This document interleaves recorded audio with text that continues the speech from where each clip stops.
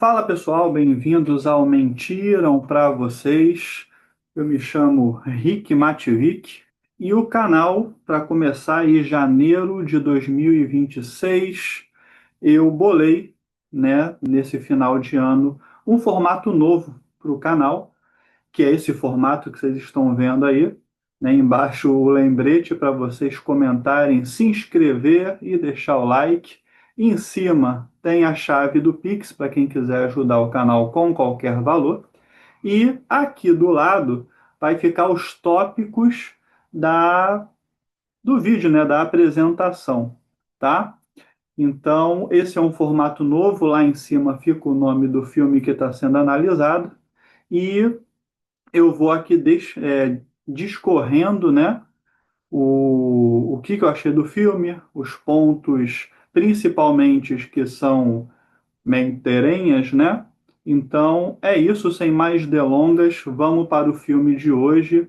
E aí, já chutando a porta, né? Vocês sabem que eu não sou de fugir da raia, então já batendo com os dois pés na porta de 2026, já entrando com tudo.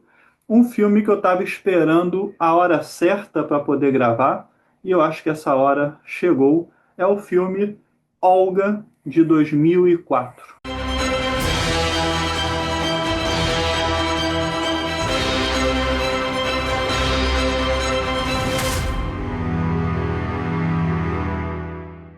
Vamos lá então analisar esse vídeo juntos. Vem comigo. Só um detalhe importantíssimo, pessoal. Aqui do lado a gente já consegue ver o que eu estava falando, que é a questão de ter os tópicos que eu vou analisar. Quando tiver a bolinha preta, são tópicos, né, para a gente trocar uma ideia. E quando for o Vzinho, significa a mentira que foi contada no filme, ok? Só para vocês se localizarem, caso vocês fiquem olhando o conteúdo aqui do lado, que é para olhar mesmo, né? Foi para isso que ele foi feito. Bom, vamos começar então. Eu vou, né, clicar para passar os slides e tudo, então vocês vão ver eu, né, mais ativo no vídeo clicando nas coisas. Mas é isso. Espero que vocês gostem do formato novo. Depois deixa no comentário o que vocês acharam desse formato novo, ou sugerindo, né, outros filmes biográficos aí baseados em fatos reais para a gente estar trazendo aqui para o canal. Então, vamos lá. Começando então, gente, o filme Olga é de 2004, né, embora ele seja baseado na biografia escrita por Fernando Moraes e dirigido por Jaime Monjardim, ele utiliza liberdades criativas típica de produção cinematográfica dramática para enfatizar o romance e o heroísmo, né, o que resulta em algumas imprecisões históricas. Fernando Moraes, este que está aí do lado, mantém ótimas relações com o PT e concedeu entrevista ao PCB indicando sua afinidade ideológica, como citado em matérias do portal do próprio PCB. Então já sabe, é uma biografia contaminada, enviesada, sem valor 100% factual ou verídico. Provas disso, aqui estão as principais mentiras ou distorções apresentadas na obra, no filme. Olga é interpretado por Camila Morgado e é retratada como uma das principais articuladoras no fronte da intentona comunista de 1935, quando na realidade ela não teve participação direta no levante armado. A sua missão principal era garantir a segurança e o suporte logístico a Luiz Carlos Prestes durante a volta dele ao Brasil. No filme, a relação é retratada como um romance arrebatador desde o início, aquele melodrama todo, mas na realidade o tal casamento foi uma farsa estratégica. O filme foca no amor à primeira vista, sendo que na realidade Olga foi designada pelo Comintern para garantir a segurança de Prestes no retorno ao Brasil. Eles viajaram disfarçados de recém-casados, como Antônio e Maria Bergner Vilar, e o envolvimento afetivo só aconteceu de verdade meses depois, já estando em solo brasileiro. A personagem de Camila Morgado fala logo de cara português fluente desde a sua chegada no Brasil, mas historicamente isso é falso. Anita Leocádia Prestes, filha de Olga, que felizmente sobreviveu à Gestapo, afirma que sua mãe não falava português quando chegou ao Brasil em 1934. Ela e Prestes se comunicavam inicialmente em alemão e outras línguas europeias que dominavam. Também temos como mentira o resgate de Otto Braun mostrado no início do filme, quando é retratado de forma altamente cinematográfica e intensa. Embora o resgate, na verdade, tenha ocorrido de fato, historiadores e críticos apontam que a versão do filme romantiza demais o evento, elevando o status de Olga a uma espécie de heroína, de superagente, enquanto na vida real foi uma operação política estratégica de grupo. Mas você deve estar se perguntando, mas quem foi Otto Braun? Gente, Otto Braun, além de namorado de Olga na época, foi um escritor e professor comunista alemão. Seu papel mais significativo foi como um agente Comintern enviado para a China em 1934 para assessorar o Partido Comunista da China, o PCC, em estratégia militar durante a Guerra Civil Chinesa. E na época, Brown adotou o nome chinês, Li De. Outra coisa, sabe quem comandava o PCC na China? Mao Tse-tung. Simplesmente o ditador mais letal da história moderna em termos de número absoluto de mortes sob seu regime, né? Tem uma estimativa de que ele matou entre 40 e 70 milhões de pessoas. Você vê como é que é tudo paz e amor no comunismo. Voltando às menterenhas, críticos e familiares de Prestes apontam que o filme suaviza demais a motivação política de Getúlio Vargas ao deportar Olga. A narrativa foca muito na tragédia pessoal, por vezes deixando de lado o fato que a deportação de uma mulher grávida e judia para a Alemanha nazista foi um ato político deliberado de colaboração ideológica da era Vargas. Mas, antes de descer a porrada no Getúlio, precisamos destacar também que o governo Vargas trouxe avanços significativos para o Brasil, como a criação da CLT, Consolidação das Leis do Trabalho, com direitos como férias, salário mínimo e jornada de 8 horas. Se você reclamar hoje, antes era mais horas trabalhadas. A estatização e modernização com empresas como a Petrobras e Vale, o voto secreto e o voto feminino. Isso mesmo, a mulher não tinha nem o direito de votar antes. Ele também trouxe a criação de ministérios como a do trabalho, logicamente, educação e saúde, que antes não existia. A questão aqui não é passar pano para ele. Não concordo com a atitude dele, né, que ele teve em relação à Olga grávida. Mesmo que a Olga fosse uma terrorista, a criança não tem culpa de nada.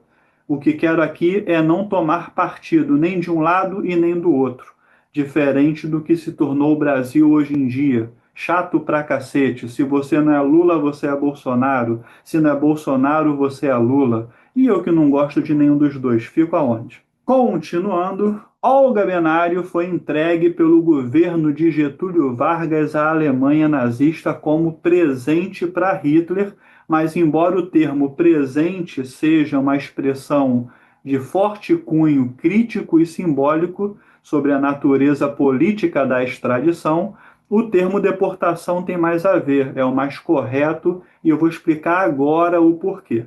Olga, que era alemã, judia e militante comunista, foi presa em 1936 no Rio de Janeiro após o fracasso da intentona comunista.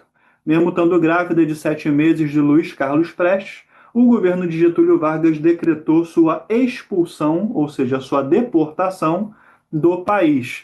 A defesa de Olga tentou impedir a extradição via habeas corpus no Supremo Tribunal Federal, STF, conhecem? Já ouviram falar? Argumentando que sua expulsão colocaria em risco a vida dela e da criança. O lindo STF, em uma decisão considerada conivente por historiadores, negou o pedido, permitindo que ela fosse entregue à Gestapo, a polícia política de Hitler. Por sinal, só abrindo um parêntese, o filme, escrito por um comunista, retrata o levante, a intentona, como algo que teve grande adesão e chance de vitória, sendo frustrado quase por azar ou traição pontual. Mas, na verdade, a intentona foi um movimento isolado, restrito a quartéis de Natal, Recife e Rio de Janeiro, sem apoio popular massivo. O erro histórico no filme é a omissão da desorganização do movimento e da leitura equivocada que Prestes e o Comintern fizeram na realidade brasileira na época. A deportação ocorreu em um contexto de repressão anticomunista e aproximação diplomática do Brasil com a Alemanha nazista na década de 30, para o governo Vargas livrar-se de uma revolucionária estrangeira, enviando-a de volta ao seu país de origem, servia aos interesses políticos da época.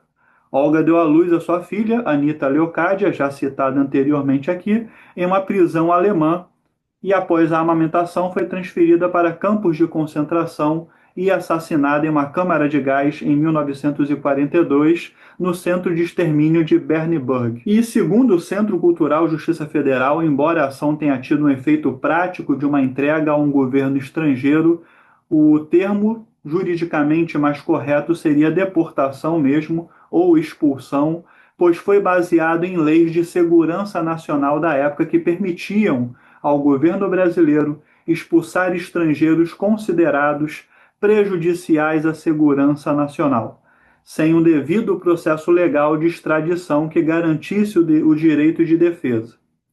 Apesar da atitude hedionda de Vargas, podemos dizer que, de certa forma, ela colheu o que plantou.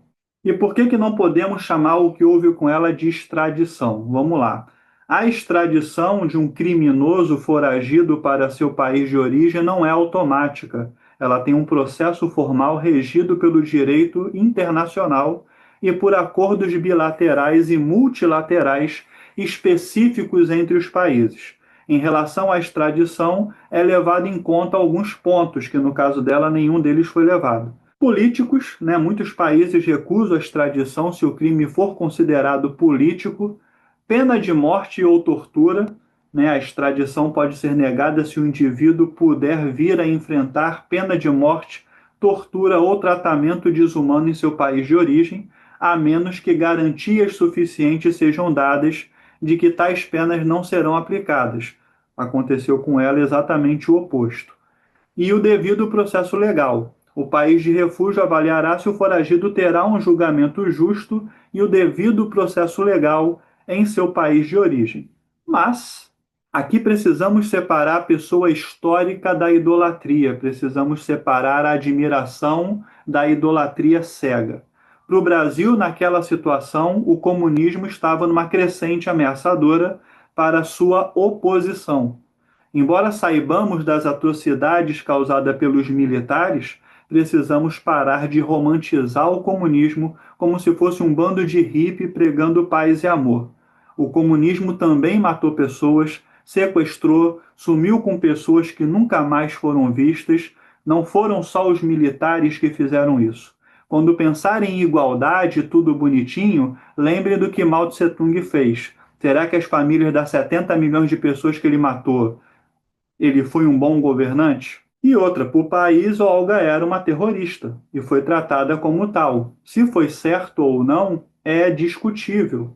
Não há nada que a gente possa fazer agora, a não ser aprender com os erros e, sobretudo, com o excesso que toda ditadura de direita ou de esquerda tem. Mas, voltando às menterenhas, embora Olga tenha tido treinamento militar real na União Soviética, incluindo pilotagem e paraquedismo, o filme amplifica essas habilidades para criar uma aura de invencibilidade que nem sempre condizia com a realidade operacional da época. Ainda assim, o filme Olga foi um grande sucesso de bilheteria e recebeu diversos prêmios, especialmente em categorias técnicas e de atuação, tanto no Brasil quanto no exterior. Apesar das críticas em relação às liberdades históricas que mencionei anteriormente, a produção foi amplamente reconhecida pela sua qualidade técnica. Aqui do lado estão os principais prêmios e destaques. o Grande Prêmio do Cinema Brasileiro em 2005, considerado o Oscar do Brasil. O filme teve 9 indicações e venceu em 3 categorias: melhor direção de arte, né, Tisa de Oliveira, melhor figurino, Paulo Lois, e melhor maquiagem, Marlene Moura. E teve o prêmio Qualidade Brasil em 2004. Nesse prêmio reflete tanto a opinião de críticos quanto a do público. E tivemos Camila Morgado como melhor atriz, melhor ator coadjuvante, Osmar Prado, pelo papel de Getúlio Vargas, e o melhor diretor, Jaime Monjardim. Teve também o Festival de Cinema de Havana em 2005. O filme foi muito bem recebido em Cuba, vencendo como favorito da audiência. Outros prêmios internacionais, né, a gente pode citar aí como o Festival de Cinema de Washington em 2005, venceu como melhor filme. Festival de Vinha del Mar, no Chile, 2005 também, ganhou os prêmios de melhor filme, melhor direção e melhor atriz. Prêmio ABC de Cinematografia, venceu como melhor fotografia e melhor direção de arte. E aí, pessoal, resumindo, o filme deve ser visto, sim, como um romance histórico-emocional. Ele é eficiente em despertar interesse pelo período, mas ele sacrifica o rigor histórico para alcançar um público mais comum, deixar a história mais palatável. Só que, na minha opinião, a história não foi feita para ser palatável. Nenhuma biografia, na verdade, deve ser palatável.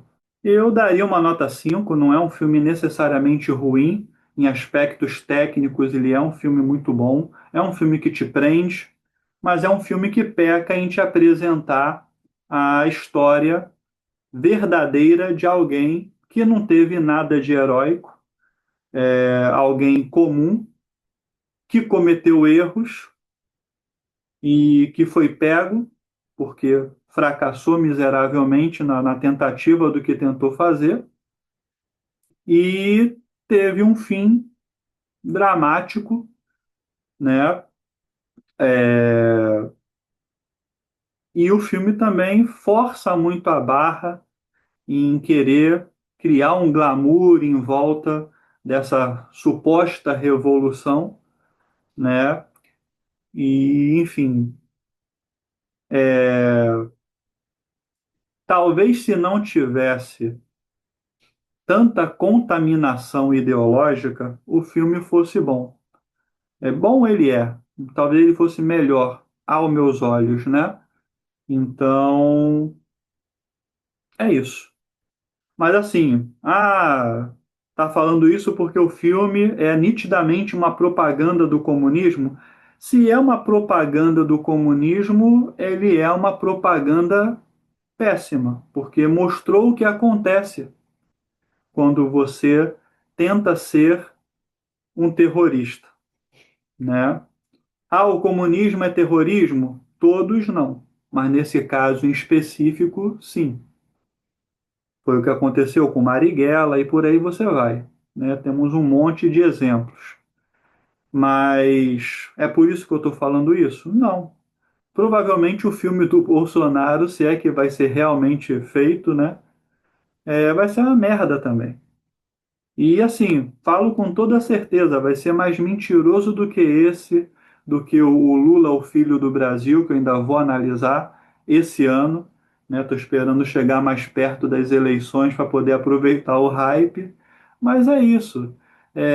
Todo filme que é nitidamente enviesado para tentar apresentar uma história para alguém, sendo que essa história não é a verdadeira, vai ser ruim, historicamente falando. Tecnicamente, de repente é bom, mas historicamente falando, vai ser péssimo. Entendeu? Então, é isso, né? Na verdade, para um filme baseado numa visão, né, de um filme quase propagandista, o final mostra os comunistas assassinando a pessoa que traiu Olga, né? Porque o filme mostra no final a pessoa, para quem entendeu, entendeu, né? A delatora sendo assassinada. Então, assim, tá aí. Tá tudo no filme. Belíssima propaganda, se foi o que eles tentaram fazer, né? Mas é isso. Se você gostou desse vídeo, desse formato novo, eu tentei ser o mais neutro possível. Deixa seu like, se inscreva, ativa o sininho para mais notificações. Bota aí nos comentários se vocês gostaram desse formato novo. E até o próximo vídeo. Valeu, fui!